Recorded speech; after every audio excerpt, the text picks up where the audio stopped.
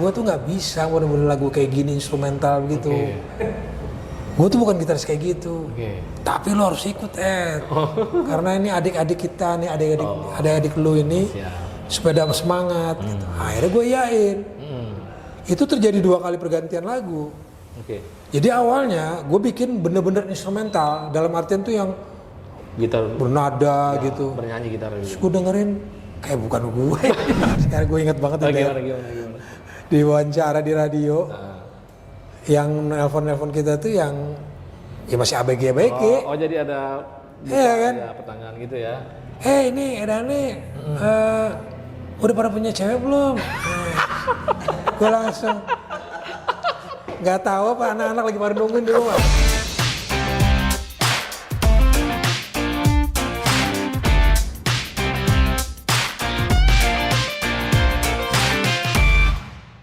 Halo Sobat Clickers, ketemu lagi bareng gue Adibas di sesi ngobrol santai bareng rocker. Alright, gue akan ngobrolin tentang musik, musisi dan ruang lingkupnya. Nah ini kali ini edisinya spesial banget nih. Gue sebenarnya agak gemeter juga sih kalau ngobrolin nama legend ini. Kita ditemanin oleh salah satu living legend, gitaris hero, akan main di Belantika Musik Rock Indonesia. Tepuk tangan dulu dong untuk Bang Ed Sarani. Wah gila, 2.000 orang tepuk tangan, 2.000. Adibas. 2.000. Assalamualaikum. Waalaikumsalam. Abang siap. Apa kabar nih? Alhamdulillah oke. Alhamdulillah. Nih sebelumnya saya dan tim terima kasih dulu nih udah bersedia meluangkan waktu untuk ngobrol-ngobrol santai.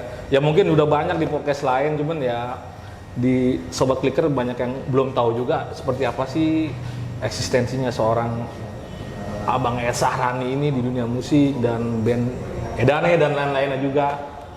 Nah sebelum panjang lebar ngomongin tentang Edane, saya mau ngulik-ngulik tipis dulu dah, yaitu maksudnya tentang dunia pergitaran dan lain-lain. Nah, mungkin saya mau nanya dulu nih, kenapa dipanggil Ed? Mungkin belum banyak yang tahu juga nih. Nah, sebetulnya emang jauh sih, nama asli gua itu Zahedi. Tuh kan, jauh. Jadi dulunya kalau waktu zaman gua kecil, itu ditulisnya tuh orang-orang suka kadang ngancu antara EET sama EED.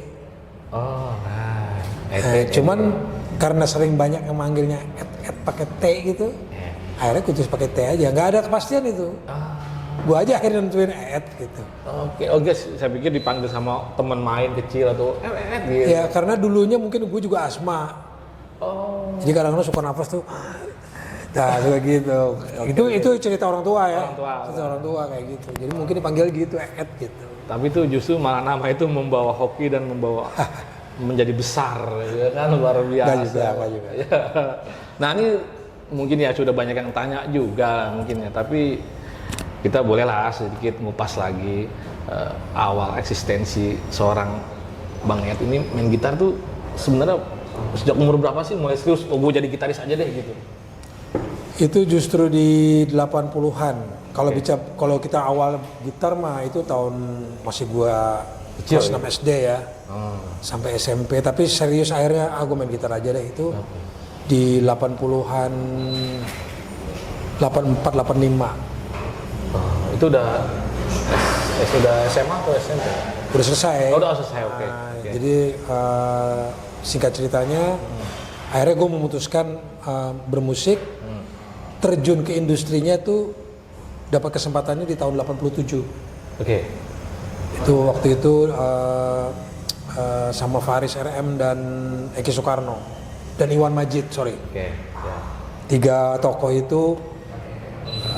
musisi itu yang bisa gue katakan yang membantu berperan dulu ya, karir gue lah, berperan di awal karir di itu sih era itu. Ya maksudnya kita tahu kan Abang Ed ini, abang ngomongin abang ya, tadi janjinya begitu. Abang Ed ini terkenal kan main gitar gahar gitu kan. Sementara kalau kita dengar di albumnya Parit RCM itu kok beda nuansanya. Nah kan nggak cadas lah gitu. Iya memang iya, karena mereka kan memang bukan musik rock ya, dalam artian itu bukan musik rock yang keras gitu.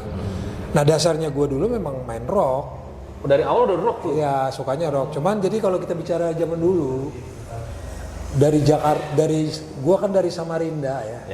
Kaltim. Pindah ke Jakarta itu bisa dikatakan telat secara informasi. Kalau kita bicara kota Jakarta saat itu, tren musik di kota Jakarta saat itu disco dan jazz. Istilahnya jazz. Musik jazz maksudnya, jazz pop gitulah. Nah, jadi kalau kita main musik rock itu udah jadul jatuhnya. Malah ketinggalan zaman kita kan. Dianggap sama mereka tuh dalam tanda petik tuh jadul gitu. Basi gitu ya kurangnya. Itu abang-abang gua dulu gitu kan, yang kayak gitu, yang doyan di Purple, doyan Black Sabbath. Sementara gua masih di situ karena belajarnya itu sama itu di daerah dulu kan. Nah tapi dasar itu sih bukan karena itu yang gua lihat. Di era itu pun banyak musisi muda yang dalam artian luar, yang rock tuh masih ada. Cuman anak-anak Jakarta kita bicara saat itu, trennya nggak kayak gitu. Nah jadi secara dasarnya gue udah main rock. Nah terlibat sama mereka ini kebetulan mereka bukan, kecuali mungkin Eki ya. Eki Soekarno itu agak sedikit ngerok gitu. Dan Iwan Majid, tapi Iwan Majid lebih ke progressive rock. Tapi industri kan memintanya itu tidak seperti itu, industri mintanya pop gitu. Saat itu ya. Akhirnya gue terlibat di situ. Karena memang kesempatan dapat di situ ya gue membantu semampunya gue dengan distorsi yang memang memungkinkan buat musik mereka. Gue lakukan itu. Oke gitu sobat Clicker ya. Nah saya sempat juga dengar kan Abang Ed ini sempat belajar katanya sama tukang parkir ya. Oh iya. Itu benar nggak tuh? Benar, itu teman gue sebetulnya akhirnya jadi teman gue. Di daerah itu masih di Samarinda. Jadi waktu itu kan gue nggak bisa sama sekali gitu loh. Belum bisa main. Teman yang ngasih tahu tuh, Ed, jago tuh main gitarnya. Udah suruh aja ke rumah dia ngajarin kita main. Nah kita belajar sama dia. Nggak bayar tuh ya? Enggak lah teman gitu. Right. Ya, akhirnya gitu. Diajarin. Masih hidup orang nih saat ini? Masih gue dengar, dan tapi gue tidak pernah ketemu lagi terakhir ini karena dia udah melalang buana kemana di daerah gitu, nggak tahu. Boleh tahu namanya siapa kalau Mas? Ada Hanafiah namanya. Hanafiah? Iya. Semoga nonton di Nafiah kalau kita namanya. Kita mau terima kasih juga buat Abang Nafiah tuh karena udah mencetak seorang. Dan gue juga bukan hanya dia ya, akhirnya belajar dari dia. Akhirnya gue juga belajar sama abang gue yang kebetulan waktu itu udah di Jakarta. Dia memang waktu itu ambil kursus klasik. Klasik, nah gue nyolong itu tuh dari dia tuh. Nyolong ilmu lah dikit ya. Nyolong ilmu, gue nggak belajar langsung. Ini apa nggak, gue nyolong ilmu kayak gitu. Justru malah nggak diajarin sama abang tuh? Enggak. Akhirnya otodidak aja, dari mulai yang itu belajar sama abang gue secara nggak langsung, otodidak. Oke, siap. Nah kalau berbicara musik rock ini kan, ada apa aja sih influence-nya seorang Abah Sarani ini saat itu? Banyak. Ya. Gue tuh denger musik tuh banyak banget. Banyak dalam artian tuh gini, bukannya gue melahap semuanya, karena memang yang ada di sekitaran gue itu. Dari yang dulu pengasuh gue yang dengerinnya musik pop Indonesia, orkes Melayu. Dulu tidak ada istilah dangdut ya. Belum ada dangdut. Namanya orkes Melayu gitu. Itu zaman gue kecil nih. OM namanya. OM ya kan, OM. Jadi gue denger semua musik daerah, musik tradisional. Nah setelah gue mulai sedikit agak sadar musik, itu di SMP-an kelas 1 gitu, baru gue bisa mulai memilih tuh. Gue beli yang katakanlah yang lainnya selain yang itu gitu, yang gue coba beli yang lebih baru dan lain-lain gitu. Seperti Thin Lizzy, dan kayak gitu-gitu.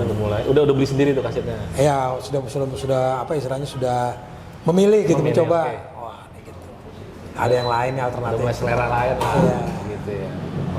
Kayak gitulah. Siap. Nah kan berbicara mulai karir agak kesinian.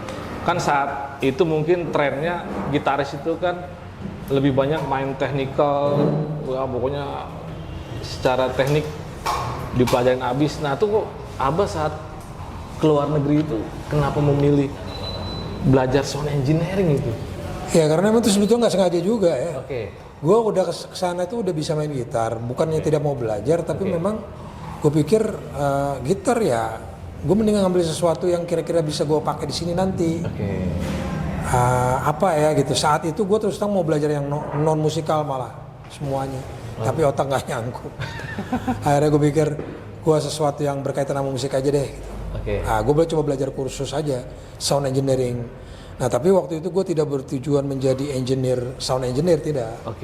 Karena untuk menjadi sound engineer itu masih sekolah lebih jauh lagi. Jadi gue ngambilnya tuh yang praktis, yang memang buat langsung praktek gitu ya. Dan tujuan gue itu adalah untuk mengetahui seluk-beluk rekaman, dunia rekaman. Apa aja dan apa aja what's going on, apa aja pokoknya intinya yang gue pengen tahu. Karena dasarnya gue mikirnya suatu saat nanti kalau gue main-main musik, kalau gue rekaman gue udah tahu what's going on gitu. Itu aja sih simpelnya. Ngapain gue jadi capek? Gue capek banget ngotak-ngatik. Iya, apalagi kalau nyanyinya palas kita harus bikin dia nggak palas. Cuman kalau pada saat lu misalnya menyampaikan ke orang, kalau lu tahu kan lebih enak. Lebih nyambung gitu. Ketimbang gue maunya ini katakan karena sekarang banyak maunya gitu. Seperti itu sih intinya gitu. Enggak, mungkin saya pikir saat itu kan dunia distorsi Indonesia masih ketinggalan jauh sama di luar ya Bang, secara enggak juga sih, enggak juga. Cuman memang karena industri musiknya lebih banyak pop, jadi exposure terhadap gitar itu kan kurang orang gitu. Orang tuh masih alergi, bahkan di luar negeri pun orang kadang dulu masih alergi. Makanya ada istilah, kalau kita bicara di 80-an dulu gitaris luar nih, bicara di dunia luar ya. Di Amerika kita bicara di industri musik yang Amerika, Inggris dan Jepang itu bisa dikatakan bahasa bahwa lu agak berani dikit dong nongolin gitar di mix tuh itu hal yang sesuatu di pembicaraan. Artinya di luar pun ada kesan seperti itu dan memang ada etika itu ya, maksudnya cara misalnya kalau pop jangan terlalu begini, kalau ini jangan terlalu begini. Jadi dengan sendirinya gitar itu tidak terlalu berani menonjol sampai di era di mana Edward muncul. Itu terkesan gitar sangat menonjol gitu kan. Itu salah satunya istilah itu muncul kan itu.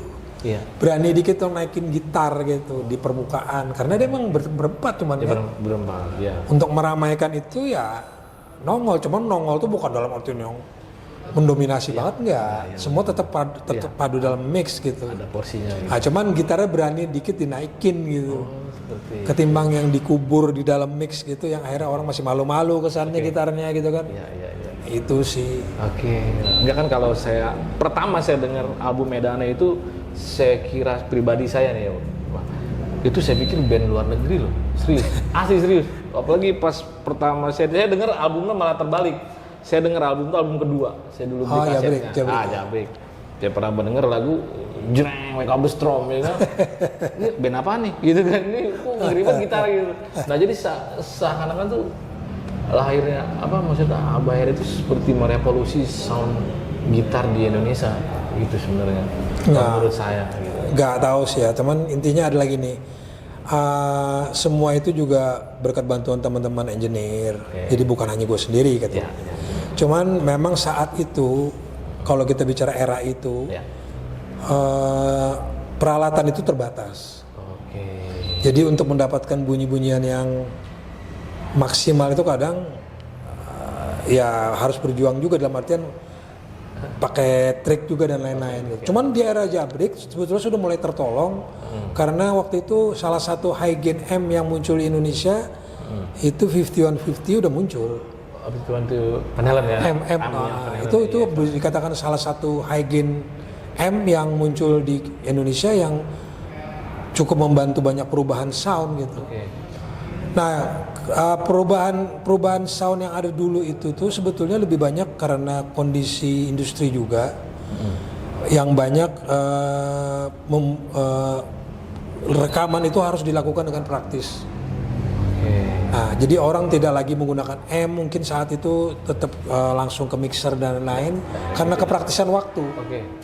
Nah, saat itu kan kekurangannya tidak ada speaker simulator, tidak ada M modeling gitu. Jadi semua itu di-tweak by ear di mixer gitu. Dengan kondisi yang seadanya seperti itu. Nah, gua saat itu hadir salah satunya itu menggunakan alat simple sebetulnya. Bukan alat hebat juga. Ada namanya dulu Groove Tube. Itu ada feature speaker simulator out. Oke. Itu kita bicara tahun 87 ya. 80-an, 80-an. 87. 87. Oke. Simulator out itu mempermudah untuk kita setup di studio. Oke. Simulator out itu maksudnya kan untuk mensimulasi suara kabinet yang di mic. Yang di mic ya.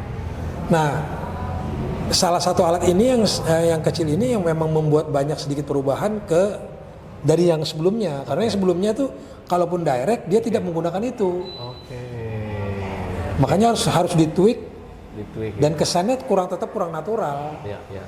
Kalau sekarang kan kita udah bicara canggih kan. Udah Udah banyak tuh ya. istilahnya bukan lagi simulator, udah IR, itu kan istilahnya. Padahal sama-sama aja sebetulnya.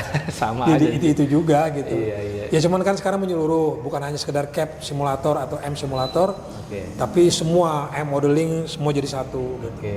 Profiling pun sekarang udah bisa. Oke. Kayak gitu sih.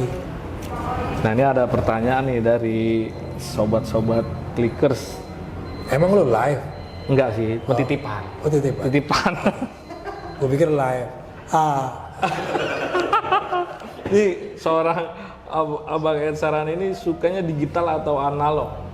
Suka yang todong atau direct? Dua-duanya. Tapi kalau dibilang sekarang, di era sekarang gue lebih suka digital. Karena apa? Bukan karena suaranya, praktisnya. Ya, lebih ke praktis ya. Bawanya juga enggak Iya nggak ribet. Soalnya sekarang yang sangat-sangat tidak mungkin. Lu bawa M Pak ke pesawat, ya.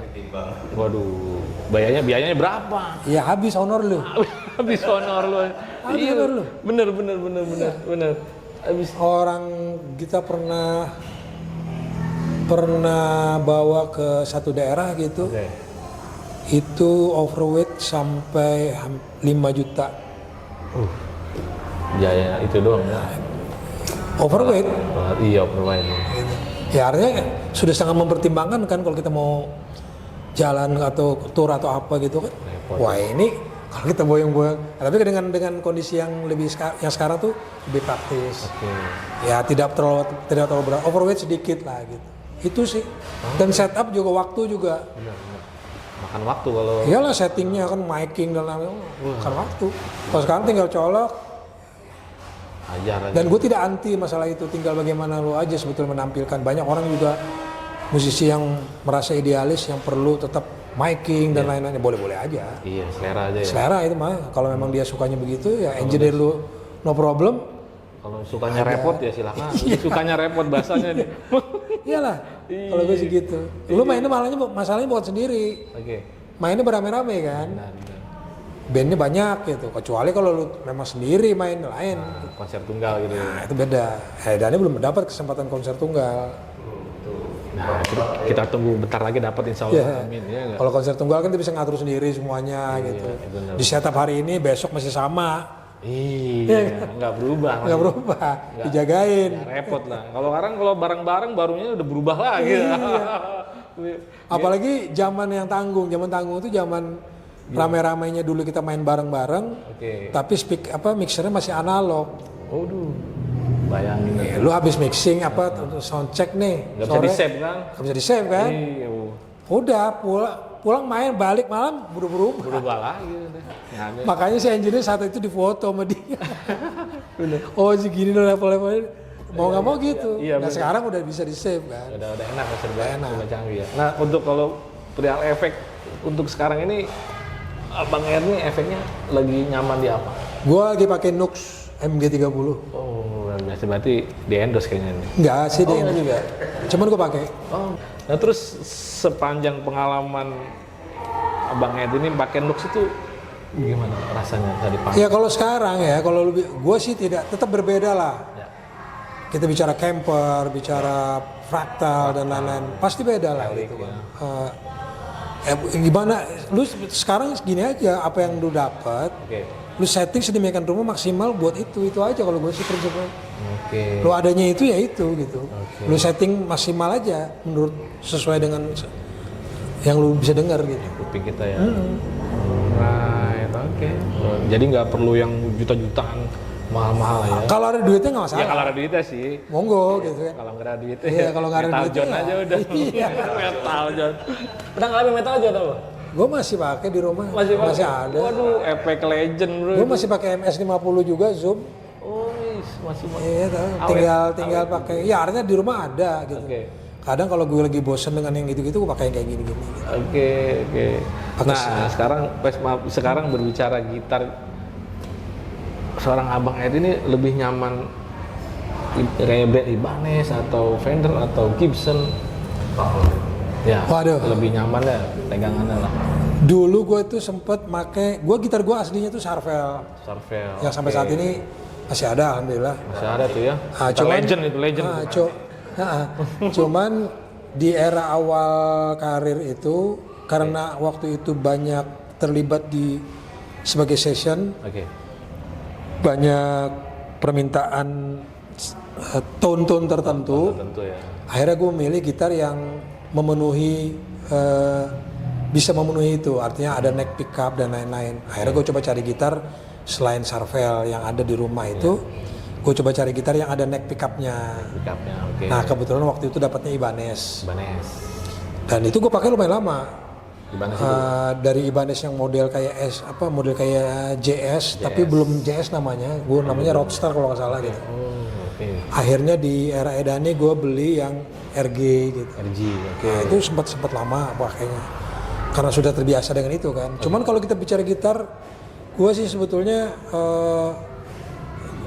akhirnya nyaman di skala 24/3/4. Ya. Akhirnya gue memilih, makanya kenapa sekarang gue pakai Guess, gue juga pakai Dean, pakai Washburn, Gibson, SG gitu. Ya karena itu lebih pendek. Ya. Oh ini gitu cuma jauhan. Jari gue nggak terlalu panjang. Bisa disambung ntar. Kalau kayak Gavin panjang tuh. Waduh, Gavin. Paul Gilbert itu kan. Panjang. Gavin panjang tuh. Iya, Gavin juga itu bener ngeri juga jarinya tuh orang itu bener luar biasa. Iya. Nah, itu terus kayak gaya permainan Bang Ed nih. Ini kan terkenal picking dan legatonya itu kayaknya khas banget itu. Itu ngelatihnya seperti apa dulu sih? Waduh. Nah, itu asli itu khas banget, Bang. Kalau terus terang gue kalau yang namanya dalam latihan tuh nggak ada istilah latihan, tapi main iya. Gue terus terang nggak bisa ngejambarin itu karena memang dasarnya nggak ada teorinya. Itu semua by ear, feel, gitu aja sih. Kadang gue ngulangnya juga nggak bisa. Bahkan sering malah ngulangnya nggak bisa. Merendahkan seorang. Ya memang itu. Memang itu apa ya? Spontan kadang gitu. Itu sih kejadiannya. Iya. Nah, karena kita bicara ke agak edannya lah sekarang. Kan di album-album awal itu kan album apa namanya dulu pertama The Beast ya, The Beast. Kan mungkin sobat-sobat Clickers tuh mungkin kenalnya seorang Abang Ed Saran ini kan identiknya dengan Edward Van Halen banget saat itu ya. Tapi ternyata sebenarnya kalau didengarin lebih detail di album itu kayaknya ada kayak Jocelyn-nya banget gitu. Itu gimana, Bang? Bener nggak tuh? Ya jadi sebetulnya itu ya memang saat itu lagi seru-serunya gue dengar juga Jocelyn. Berarti bener. Tapi di situ sebetulnya banyak hal gitu. Jadi bukan hanya Van Halen, Jocelyn dan lain-lain. Ya itu menggambarkan bahwa sebetulnya kalau kita bicara industri saat itu, yang dikenal orang banyak kan Edward Van Halen.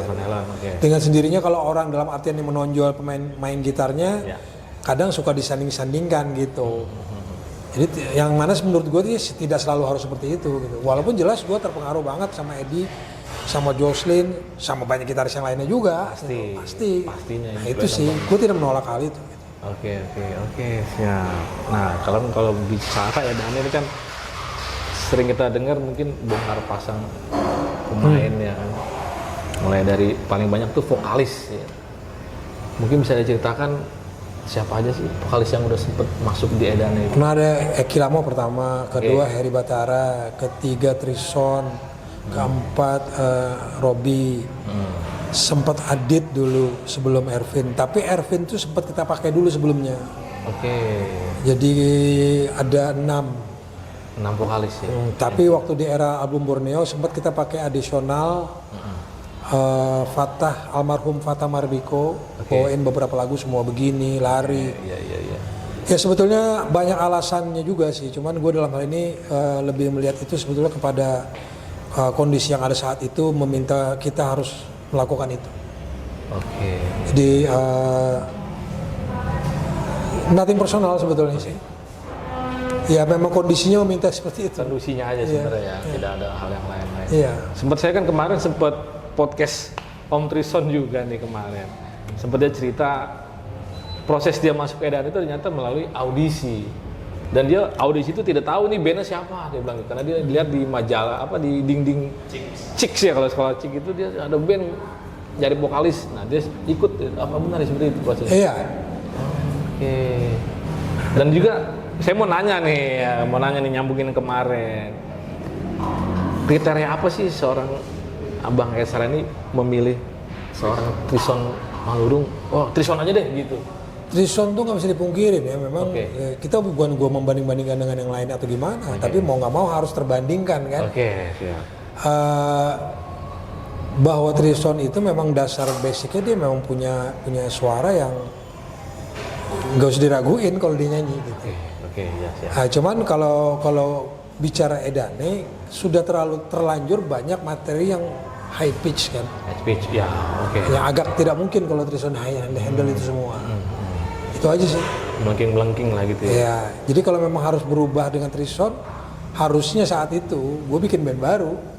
Oh gitu. Harusnya kan? Harusnya benar. Karena berubah warna vokal. Iya. Karena kalau bicara lagu Ikuti, lagu Pancaroba, iya, bukan wilayahnya. Nah, memang bukan range-nya dia. Iya. Walaupun mungkin bisa tapi bukan range-nya gitu. Benar. Oke. Tapi emang diakui juga di album 107 Volt itu ya. Itu berubah banget warnanya emang dari album yang sebelum-sebelumnya. Tapi justru album itu lebih keterima ke kalangan yang anak-anak. Ya, jadi justru Edane itu dalam apa ya? Istilahnya gini, di era itu tuh jadi terbagi. Para pendengarnya, fansnya itu terbagi. Jadi ada yang era lama, ada yang era baru gitu. Nah, era lama jelas menolak yang perubahan itu ya. Perubahan ini kebanyakan.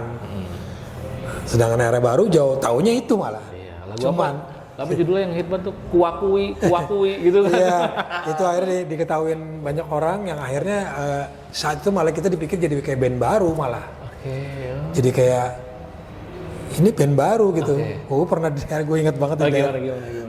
Di wawancara di radio.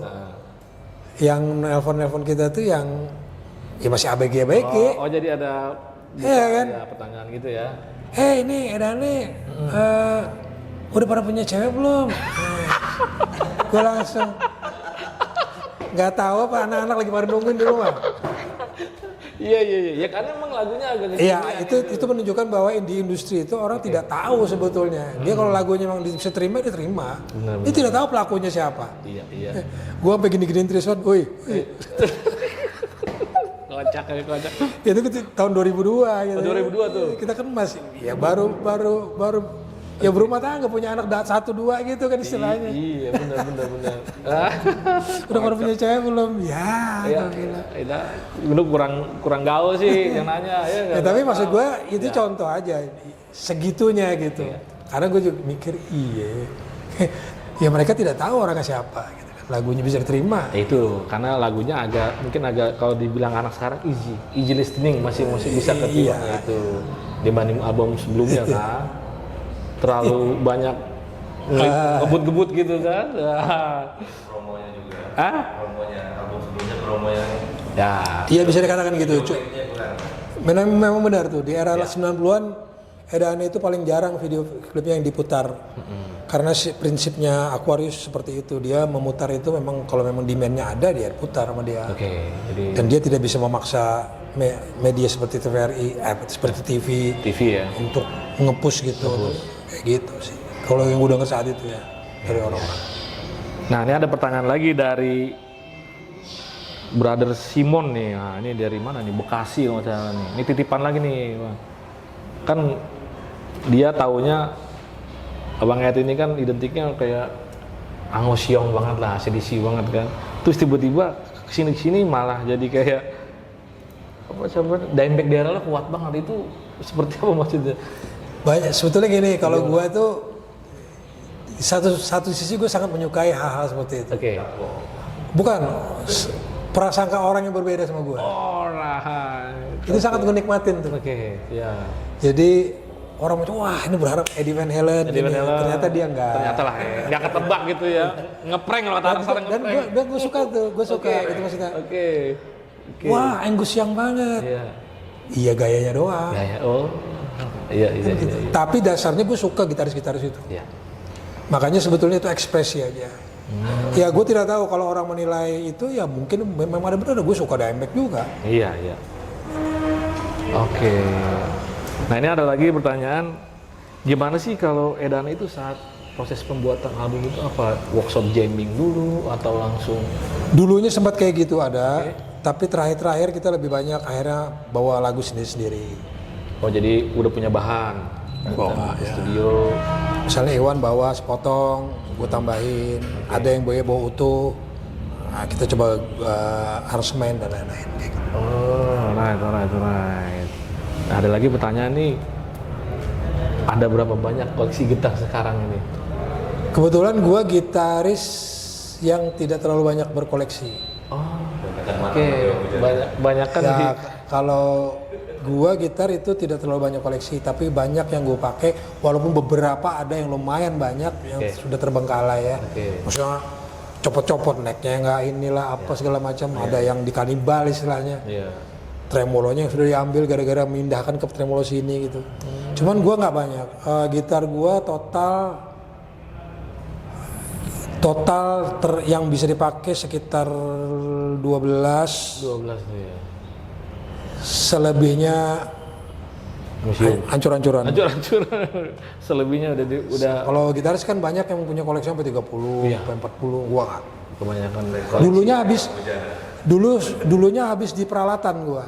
Oke. Jadi kayak sempat gua punya rack dulu. Nah, itu habisnya di situ dulu. Jadi malah bukan di gitar gitu. Oke. Nah kalau saya pribadi melihat seorang Abang Esaran ini kayaknya mensupport banget untuk musisi-musisi yang baru sekarang. Saya kolaborasi dengan band ini, band itu. Saya lihat itu seorang Abang Esaran menilai seperti apa sih musisi-musisi sekarang itu? Musisi sekarang ini yang mana nih ukurannya? Siapa nih? Ya, kayak misalkan band-band newcomer lah misalkan. Ya. Terakhir saya lihat sama Tremor atau sama Dead Squad saya terakhir itu. Iya. Itu prosesnya maksudnya? Ya sebetulnya kalau kayak gitu-gitu buat gue penghargaan ya. Selama itu masih memungkinkan memang gue lakukan. Jadi kayak Dead Squad itu challenge buat gue saat itu. Gila ini band gitu kan. Oke. Yang bener aja gue, si Tepi ngomong juga. Ini ngisiannya nih gue pikir cocok lo nih ngisi katanya. Ini soalnya agak ngetres gitu. Ya itu challenge buat gue gitu. Dan gue senang aja bisa ikut berpartisipasi gitu kan. Tapi dan mereka memang menurut gue kagum juga sama mereka terus terang. BK Dead Squad tuh band-band yang bisa dikatakan sangat bisa dibanggakan lah kalau gue ya ngeliatnya gitu. Kita juga bangga juga sih. Iyalah gitu, ada band kayak gitu di kita. Nama juga kan, bangsa juga main di luar negeri. Iya. Terus kalau bicara balik lagi ke eksistensi Abang Esaran ini, siapa sih musisi Indonesia yang paling berpengaruh banget untuk karir? Wah banyak ya. Kalau gitaris khususnya kayak Mas Ian udah pasti. Oke. Dan baru-baru ini wawancaranya Dewa Bujana sama Sunata Tanjung. Oke. Gitarisnya Sas, gitarisnya Aka itu juga orang yang berpengaruh menurut gua. Walaupun gua tidak terlalu mendengar banget, tapi gua sempat nonton Sas dulu. Nah, dia juga mempengaruhi secara langsung tidak langsung mempengaruhi gua. Dengar materi-materi mereka juga berapa banyak gitaris almarhum Albert Warnerin, Kang Albert orang itu bilangnya. Bang Oding Nasution. Oke. Banyak gue denger. Kalau orang yang berperan untuk membawa Abang Ed ke Gades tuh siapakah mungkin? Kalau gue tidak tahu siapa yang berperan membawa, tapi yang meng-approach gue pertama kali itu Mas Yoki almarhum. Keyboard ya? Keyboard ya. Oke. Kalau membawa dalam artian gue memboyong itu enggak, tapi dia meng-approach gue, mengundang gue untuk bisa join God Bless. Yaitu Mas Yoki saat itu. Oke. Saat itu audisi dulu atau langsung? Enggak, jadi mungkin secara tidak langsung audisinya ya, membantu rekaman-rekaman beliau saat itu yang aransemen musik-musik buat vokalis-vokalis cewek. Oke. Oh, dulu istilahnya Lady Rockers apa kayak gitu-gitu kan, Mel Sandi, Hesti Briza. Oke, iya banyak ya. Gue ngebantu mereka itu, beliau mengisi lagu-lagu yang di aransemen sama dia. Masih almarhum. Nah, mungkin dari situ dia udah ngeliat. Oke. Mungkin secara tidak langsung dia mengaudisi dari situ. Iya. Jadi sebelum ke Gabdes sudah terlibat lu dengan almarhum. Betul. Jadi chemistry-nya udah ada nih ya, bisa ngereferensiin ya. Kayak lagu Biskota, itu peristiwanya justru sebelum God Bless. Oke. Rekamannya keluarnya setelah God Bless. Setelah God Bless rilis, setahun kemudian atau 2 tahun, setahun kemudian muncul Biskota. Yang mana orang mikirnya itu lagu God Bless. Padahal itu lagunya Ahmad Albar. Solo yang musiknya dibikin oleh Bang Teddy, pemain drumnya God Bless. Yang saat itu juga mengundang gua. Nah itu mungkin salah satu audisi juga secara nggak langsung. Iya pasti. Gitu. Gitu. Gua tidak menanya ya, cuman mungkin ya. Gitu. Nah ini ada lagi pertanyaan nih. Ini banyak pertanyaan kayaknya. Ya, no problem. Biasa emang. Lebih bagus gitu ketimbang lebih bicara bio. Iya. Gaji buta. Ya kalau nggak begini nggak digaji. Nah ini Abang Gesal ini kan kalau di panggung terkenal energik tuh kan, lari-larian. Oh sekarang udah nggak capek? Oh iya. Udah tua. Ya. Nah itu saat itu katanya capek nggak sih, terus apa sih rahasianya biar kuat gitu? Oh capek lah, capek cuman nggak kerasa. Setelahnya. Oh setelah baru pada pegel-pegel tuh. Ngap gitu kan. Iya. Tapi waktu manggung mah enggak. Oh pas, iya, gondrong juga nih, bukan main lah. Oke. Nah terus sekarang di luar musik nih, selain kesibukan ngeband dan lain-lain, sekarang saat ini lagi kesibukan apa aja? Enggak ada kesibukan. Kesibukan nyari sibuk. Iya nggak ada kesibukan yang berarti ya. Gue memang dasarnya main musik doang. Gitu. Nggak ada kesibukan lain. Nggak mungkin ada bisnis kali gitu ya? Nggak ada. Oh nggak ada. Dan kalau Sobat Clicker bisa lihat sekarang Abah ini lebih terlihat bugar ya. Abang ini lebih terlihat bugar. Ini mungkin karena udah mengurangi sesuatu mungkin. Iya. Masih doyan ngopi? Ngopi nggak? Ngopi enggak? Udah nggak. Air putih aja banyak. Ngerokok masih? Udah nggak. Oh, udah berapa lama tuh? Udah 2 tahun lebih. 2 tahun? 2 tahun lebih. 2 tahun lebih ya. Terus efek ke dalam tubuh sendiri apa sih setelah tidak menjalani rokok dan itu dan lain-lain? Banyak ya? Banyak sangat. Lebih plong gitu, lebih lega, gak berat. Hidupnya lebih enteng aja, lebih sehat lah ya. Lebih sehat lah. Iya, oke. Berarti emang, tapi tetap masih ngerokok ya? Sekali-sekali kadang. Iya, kalau kangen gitu. Iya. Nyari inspirasi. Di rumah ya, di luar nggak kayak di gini nih, orang-orang nggak berani gue. Oke. Justru kalau ngerokok kan, pas orang ngerokok, wah langsung nimbrung tuh. Iya, nimbrung. Ngopi apa, kalau gue nggak berani, malah lu ngerokok aja gitu. Kalau gue di rumah mau ngelakuin gitu, kalau misalnya ada anak-anak di rumah baru sekali tarik 2 tarik taruh lagi. Gitu doang. Udah selebihnya main game. Loh iya kan, maksudnya kalau nggak ngerokok gitu. Oke. Kalau dulu ngerokok hampir tiap berapa menit sekali. Oke, siap. Jadi tapi emang banyak positifnya ya saat udah kita meninggalkan kebiasaan buruk gitu ya. Lu tidak kan? Saya juga udah mengurangi rokok sih sebenarnya. Mengurangi teman. Mengurangi rokok temen. Ya itulah klasik kalau gitu sih. Iya. Kadang gini Bang, kalau saya kan masih main kafe lah reguler ya. Ngerokok itu sebenarnya buat mengalihkan kegrogian kita di panggung. Kalau buat saya itu. Mungkin kamu juga. Iyalah dulunya pasti gitu lah. Sama berarti. Sama lah, kita semua sama lah. Iya, itu bener serius. Kita walaupun udah manggung ribuan kali tuh, ketemu panggung baru grogi pasti. Ada rasa grogi. Nah itu ngerokok tuh buat mengalihkan itu. Cuman nggak kerasa juga ngerokok terus. Udah ternyata ngap juga ya. Iyalah pasti. Luar biasa. Itu untuk mencari ide-ide itu Apakah ada traveling atau apa? Enggak juga, karena gue dari pengalaman yang udah-udah, bukan dari traveling dan lain-lain. Ide sih nggak terlalu gue pikir dari mana. Kalau dia muncul mah muncul aja gitu loh. Iya. Ya, kadang-kadang terbesit, pengen gini, coba jadi. Kadang dicari-cari berjam-jam kita di depan komputer nggak muncul-muncul. Dapat juga ilham. Iya, kita cari-cari riff apa nggak muncul-muncul ya nggak muncul-muncul aja udah. Oke, siap. Gitu sih. Iya, gitu simple ya. Iya. Nah, ini ada pertanyaan lagi nih, Mas. Ini banyak nih, seru nih, kayaknya jadi interaktif begini ya. Ini ada yang nanya nih dari Andi, lagu almarhum Hesti Briza yang ciptain full Abah Ed atau bukan katanya? Ya bukan lah, gua kan cuma main gitar doang. Bukan bro, mungkin zaman dulu kan belum ada informasi. Ada sih di kaset kan harus ada informasi. Ada ya? Nggak beli kaset berarti dia? Kaset covernya tuh kan ada. Oke. Ya itu kan sebetulnya Hesti Briza itu biduan itu almarhumah sekarang mendiang. Iya, mendiang. Dia itu penyanyi yang tidak memiliki lagu orisinalnya dia. Ya memang banyak zaman itu kan kayak gitu, seperti Niki Astria pun ya, penyanyi aja gitu. Diciptain orang. Diciptakan oleh orang-orang yang menciptakan lagu tersebut. Begitu juga Hesti Briza. Nah, musik-musiknya itu digarap oleh Mas Yoki.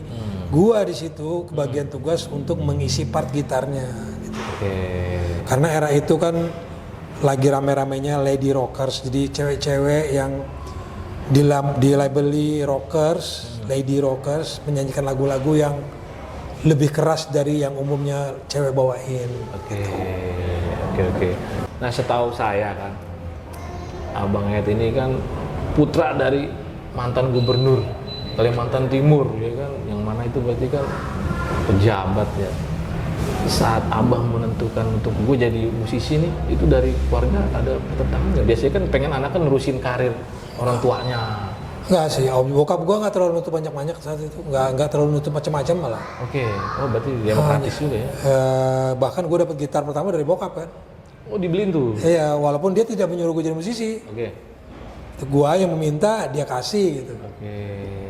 Masih ada gitar sampai sekarang alhamdulillah. Masih ada tuh? Iya. Kalau ada kita bawa nih karena jauh sih, nggak susah. Ya nggak ada yang jelas. Tapi keputusan gua menjadi musisi itu setelah bokap nggak ada malah. Oh setelah bokap meninggal. Bokap udah meninggal tahun 80, gue belum menentukan apa-apa saat itu. Oke, berarti benar ya, keluarganya demokratis saat itu ya, luar biasa. Nah ini kalau kita melihat dunia musisi rock saat ini, di samping gempuran musik-musik yang lagi hits lah, kan, menurut kacamata Abang Ed ini masih relevan nggak sih musik?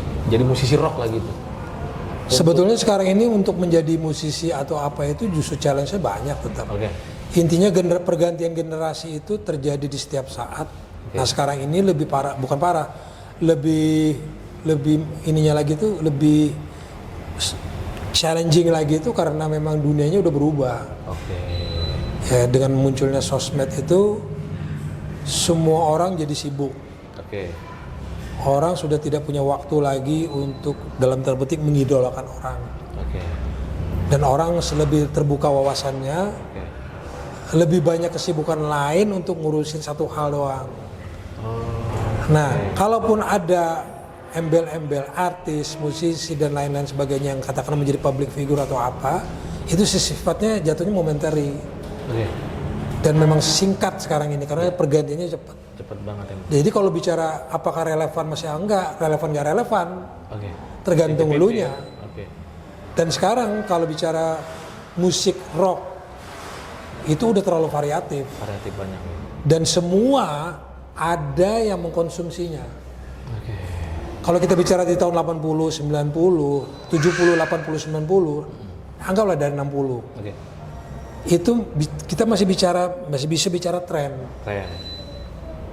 Sekarang pun bisa bicara tren, tapi sifatnya sebentar ya, singkat ya. Singkat gitu. Udah bosan orang bilang apa viral apa gitu, seminggu 2 minggu, habis itu udah basi. Nggak tahan lama ya. Nah kalau dulu istilah itu masih bisa bicara per 4 tahun atau 5 tahun sekali. Bicara tren. Kita tahun 70-an tren musik hard rock seperti di Purple, Zeppelin, Black Sabbath, musik-musik seperti itu. Di tahun 80-an bicara heavy metal, walaupun istilah heavy metal itu di tahun 70-an udah ada ya. Cuman istilah itu, tren itu gitu. kita bicara 90-an tren alternatif. Di akhir 90-an tren new metal dan lain-lain. Dan sekarang balik lagi bahkan lebih ke sub genre-nya yang banyak ragam.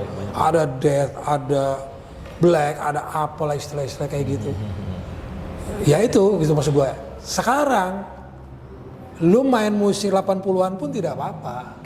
Waktu lu di 80-an, di 90-an, main 80-an lu agak aduh gitu tuh jadul banget gitu kan. Jadul banget ya. Ya kan? Tapi pada saat sekarang semua udah terbuka lebar. Udah ada orangnya sendiri-sendiri kok. Udah terkotak-kotak sendiri orang-orang yang menyukai itu. Benar. Ya, gitu. Jadi tinggal pelakunya aja. Nah, pelaku barunya sekarang memang tidak bisa lagi kayak orang yang dulu. Karena itu tadi gue bilang karena momennya sebentar. Jadi banyak band-band yang muncul katakanlah membawa musik 80-an. Memboyong musik 90-an. Ya nggak bisa seperti orang 80-an 90-an. Nggak bisa ya. Karena memang dunianya udah berubah. Dunia berubah, Iya. lain. Dia mungkin bisa melihat gayanya, iya. Melihat musik yang mendengar musik yang dibuat, iya. Tapi ya terlalu banyak pilihan kan. Ya sekarang yang anak-anak baru, band-band baru, yang lu nggak tahu namanya apa, tiba-tiba muncul segitu banyak penggemarnya, kita nggak tahu dari mana nih bandnya. Musik senja.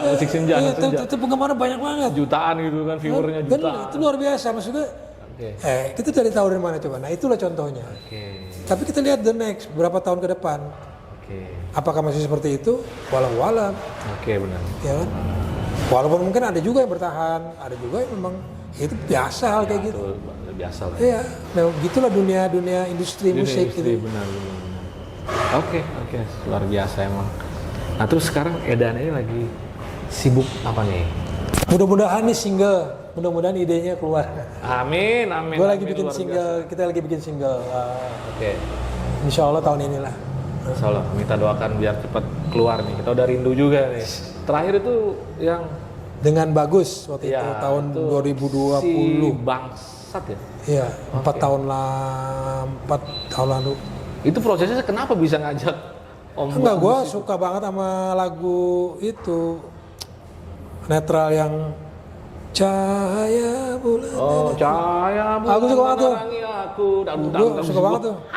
Gue setiap kali ketemu Bagus selalu gue bilang, wah lu bikin gue lagu dong. Jadi kayak ngepang gitu. Gue emang suka lagu itu gitu. Jadi akhirnya lama-lama peristiwa setiap kali gue ketemu pasti gitu. Pas kita main bareng di Jogjakarta tahun 2000, tahun 2018 atau 19 gue lupa. Dia telepon gue, ini ada lagu deh bisa dipakai. Wah, orang langsung rekam gitu. Kita rekaman, jadi single itu pandemi. Oh iya, bener. Selesai. Down Iya, langsung pada di rumah semua. Tiarap semua. Terus pakai masker. Kacau itu bener. Luar Itu biasa. kejadiannya. Iya. Jadi nggak sempat manggung, nggak sempat apa gitu. Nah itu saat pandemi itu benar-benar nggak ada kegiatan tuh. Nggak ada, adanya cuma ya online gitu. Oke, oh iya main streaming ya. Iya, streaming gitu. Streaming. Dan nggak asik lah. Iya, Iya kan? beda. Iya kan, nggak ada penonton. Gregetnya beda. Iya. Kayak kita main capek nggak ada yang nonton nih gitu kan. Iya. Iya. Ya, tapi kejadiannya memang gitu kan saat itu. Iya. Oke. Luar biasanya apa lagi nih? Katanya udah nggak dijawab. Oke. Nah sekarang di usia yang sekarang udah hampir udah lebih 60 ya, Bang? 62 ya? 62 ya? Yes ya, iya nggak sih? 62? Masih muda ya, masih muda loh bro. 62. Kalau saya ngelihat kan musisi-musisi luarnya, kayak misalkan kita ambil contoh Paul Gilbert, Richie Kotzen, style dia main kan awal-awal dulu kan, ngebut, speed, shredder kan. Nah, kesini sih malah slow kan. Kalau saya melihat Abang Esaran ini makin berumur, makin ngebut banget main. Enggak. Wah, makin itu mau sampai kapan Bang masih ngebut? Sebetulnya istilah ngebut itu gue kurang tepat juga ya. Oke, siap. Karena dasarnya gue juga bukan pemain yang ngebut sih. Cuman ada part-part yang memang kadang kita harus mainnya speed dan lain-lain. Itu sebetulnya ekspresi aja. Gue bukan yang tiap kali ngebut kayak Gavin gitu enggak lah. Oke, Gavin. Oh ya kalau dia spesialis. Iya itu. Dia balap liar kalau dia. Iya, balap liar kalau dia. Balap liar. Halo Gavin, sorry Vin. Aman ya bro ya, Gavin aman ya. Ya tapi kalau gue sih bukan itu. Ya. Cuman karena ya itu tadi kayak gue bilang. Jadi karena kita menonjol, karena langsung disebut gitar hero, itu diasumsikan dia bisa segalanya gitu. Main tuh pasti cepet. Padahal nggak juga. Iya. Makanya kenapa gue itu tidak pernah muncul dengan instrumental, karena gue tidak bisa sebetulnya main instrumental. Gue bukan gitaris di gitaris yang model begitu. Walaupun gue sangat menghargai ya musik-musik instrumental ya. Teman-teman gitaris yang main gitar full gitu. Nah kalau gue tuh lebih suka yang memang band, yang formatnya band yang ada vokalisnya, dengan semua personil yang ada gitu. Lebih suka band yang seperti itu. Dan itu tidak harus ngebut. Iya. Tidak harus ngebut gitu. Iya. Memang kita juga menunggu banget sebenarnya sih seorang Abang Esar ini punya album solo gitu kan. Cuma memang udah dijawab. Itu banyak yang dulu pernah menanyakan ke gue kayak gitu. Dan gue bilang gue nggak bisa kayak gitu. Nggak bisa banyak faktor gitu. Memang nggak bisa karena memang ketidakmampuan, tidak adanya kemampuan. Kedua emang nggak mau. Karena nggak ada passionnya di situ. Passion bukan di situ ya. Iya. Kita kritik dulu ya, nangis ya. Itu ceritanya tersendiri tuh. Jadi zaman itu almarhum Irfan Semiring, yang rotor, itu dia meminta sama gua, Ed, lu ikut dong ini. Gitu. Terus gua bilang, Van, gua tuh nggak bisa model lagu kayak gini instrumental gitu. Gue tuh bukan gitaris kayak gitu, tapi lo harus ikut Ed, karena ini adik-adik kita nih, adik-adik lo ini, supaya dapat semangat. Gitu. Akhirnya gue iyain. Itu terjadi 2 kali pergantian lagu. Jadi awalnya gue bikin bener-bener instrumental, dalam artian tuh yang gitar bernada gitu. Bernyanyi gitar. Terus gue dengerin kayak bukan gue. Jadi dengerin aneh sendiri gitu mainan kita ya. Kayak bukan gitu. Please itu bukan gue gitu kan.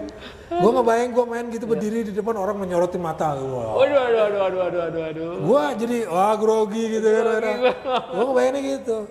Akhirnya gue denger coba materi. Lu bikinnya kayak gimana Pak? Iya. Irfan bikinnya cuek. Cuek lah bikinnya gitu. Baru gue dapet ide. Oh ternyata bisa begini ya. Nah, jadilah 170 volt itu lagunya.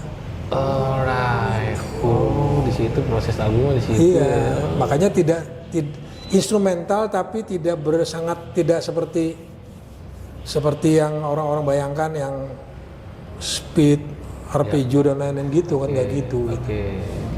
Jadi lebih nyaman gitu. Kayak di lagu apa tuh Ringkik Turangga ya itu juga. Itu bukan gue yang nyiptain. Oh bukan. Itu kan almarhum Iwan Majid. Gue ikut nyiptain part leadnya aja. Nah, tapi selebihnya lagunya Iwan Majid, termasuk Evolusi. Iya Evolusi saya tahu itu Iwan Majid. Gue memang bukan pemain gitar yang instrumental gitu. Gitu. Berkarya bikin lagu pokoknya. Ya bikin lagu. Menciptakan hits dengan nyanyi gitu ya. Iya, dia band lah gitu. Ya ngeband pokoknya. Passionnya emang di ngeband. Karena kalau ngeband tuh kan misalkan kita di panggung nih ada temen, nah kita bisa bisa gitu ya. Gitu, kalau sendiri kita ngapain begini? Bingung kan? Tenang. Jadi gue mamsin. Bingung enggak bisa mati gaya kalau di panggung. Enggak sih mati gaya, cuman lu harus lu jadi memang jadi tokoh sentral gitu, ya kan, instrumental. Tidak apa-apa juga sih kalau bisa Ingwe gitu kan, ya memang rajanya dia salah satunya begitu. Iya. Nah, kalau gue mah nggak bisa begitu. Iya gaya nendang push gitu. Kan. Wah, di depan ada kru, dus mental tentang krunya. Wah, ya kan. Ya, seru juga kalau masalahnya gue memang nggak di situ aja passionnya. Gitu. Luar biasa. Nah, itu ya kayak gaya siapa? Waktu di panggung nih kan ada gayanya Angsiang gitu tuh. Itu sempat belajar atau ya kan ngelihat meniru gitu. Itu kan memang itu ciri khas banget itu. Itu kan Chuck Berry kan. Chuck Berry awalnya ya. Chuck Berry kan dipopulerkan oleh dia gitu. Orang taunya Angus itu Chuck Berry itu. Angus ya. Oke. Ya namanya gaya siapapun coba kita ikutin, namanya kita ngidolain. Itu sih. Luar biasa. Nah kalau saya melihat Abang Ed ini sepertinya kalau untuk ngeband perfeksionis ya. Tergantung sih lihat dari sisi mana perfeksionisnya. Ya dalam menciptakan sound, lagu dan lain-lain. Gimana Bang? Ya itu sih bisa aja sih dibilang begitu. Cuman sebetulnya semua musisi itu pasti perfeksionis. Tapi perfeksionis untuk ukurannya dia ya. Lu gue yakin pasti perfeksionis untuk ukuran lu gitu. Lu maunya gini-gini tuh harusnya jadi gini gitu. Semua musisi pasti gitu. Semua musisi itu pasti egois. Tanpa ego ya nggak akan jadi apa-apa. Nggak jadi apa-apa, benar juga ya, harus punya ego juga. Cuman ada kadang orang melabeli egois itu dengan konotasi negatif. Sah-sah aja namanya pendengar. Ya. Tapi ego tuh harus ada, kalau nggak ada ego justru nggak jadi apa-apa. Nggak jadi apa-apa ya benar. Iya benar juga. Nah terus bicara keluarga sekarang nih, Abang Esra nih, dari keluarga Abang, ada nggak yang mengikuti jejaknya di musik? Anak gue tuh bisa main gitar. Yang tiga-tiganya. Oh tiga-tiganya. Cuman yang paling menonjol itu nomor 2 justru. Cuman tiga-tiganya nggak jadi musisi. Cuma gitaris rumahan gitu? Iya itu. Pada akhirnya, karena gue juga tidak mempush dia jadi musisi. Gue lebih membiarkan dia memilih. Cuman gue kasih pengertian. Kalau untuk sekarang, kalau lebih berbicara karir di musik, itu kansnya 50-50. Dan gue tidak menyarankan, juga tidak menolak, tidak juga melarang. Gantung pilihan. Kalau gue lebih cenderung, kalau memang lu mau main musik, tunggu lu berhasil justru. Jadi lu tidak terbebani. Berhasil dalam hal karir. Dalam karir lu apapun lah. Gitu. Kalau memang apa yang lu suka, apapun yang lu suka di luar dari musik. Kalau lu bisa berhasil, lu punya waktu, lu bisa main musik lebih nyaman. Ya, benar juga. Kalau lu jadi musisi, lu lagi stuck. Beli rokoknya susah Nah itu dia. Kalau gue sih melihatnya, dan memang seandainya dia memang memilih dari awal pun, gue tidak akan tolak. Itu karena dia tidak memilihnya, ya gue tidak mempushnya jadi musisi gitu. Ngapain? Ya? Iya benar-benar. Kalau dia nggak suka, dipaksa malah jadi berantakan nanti. Dan belum lagi nanti bebannya dia dibanding-bandingkan sama gua. Bawa nama besar. Ya kan kayak gitu-gitu kan pasti ada tuh. Gua malah nggak mau kayak gitu. Jadi beban juga. Beban. Itu. Benar-benar. Terus kalau seorang Abang Esra ini memberi pesan untuk musik-musik sekarang tuh seperti apa sih Bang? Maksudnya untuk musik anak-anak muda sekarang yang mau berkarir di musik berdasarkan pengalaman Abang Esra ini deh. Gue sih nggak bisa ngasih pesan banyak ya, karena memang pengalamannya pasti kan beda. Kalaupun gue punya pengalaman tuh sebatas dalam artian jam terbang aja, karena duluan maksudnya. Tapi sebetulnya gini, lu akan mengalami sendiri nanti di lu gitu. Nah itu balik lagi ke lu nya dengan kondisi yang sekarang ya. Artinya kalau kita pakai standar dulu, jelas nggak mungkin gua kasih nasihatnya gitu. Udah nggak mungkin. Iya sih. Jadi ngapain juga gua kasih nasihat ke orang yang baru, orang zamannya beda. Gitu. Benar-benar. Lu pasti akan ngalami dunia sebelum sendiri nanti gitu. Nggak nyambung nanti. Ya pasti intinya sama adalah lu muncul, jadi dikenal orang. Nah di situ lu belajarnya justru. Nah kalau itu umum ya. Kalau lu udah menjadi dikenal orang dan akhirnya apa? Bagaimana lu memanage lu aja. Lu menghandle lu gitu. Yang kadang ada yang terbang, ada yang biasa-biasa aja gitu. Ngerti maksud gua kan? Ya paham pokoknya. Nah kalau saya boleh ngasih pilihan, ini mana ada atau jin ya? Bukan karena apa? Karena belum munculnya di era dia. Tapi dia sudah lihat dengar harus diakui. Dia emang era sebelumnya itu membawa suatu hal Ya dia ya. Puluhan itu. 60-an akhir.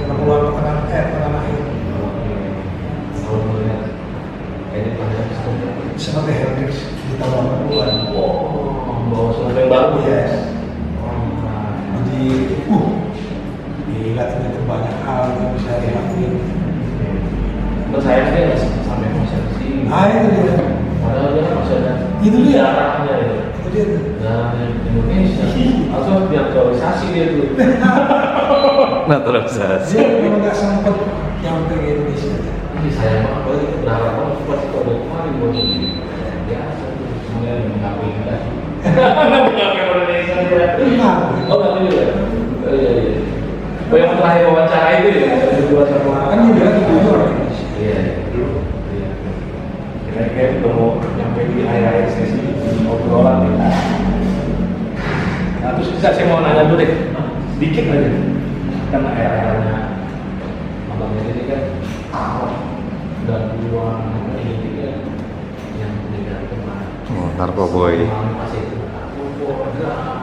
Gua narkoboy deh. Oke.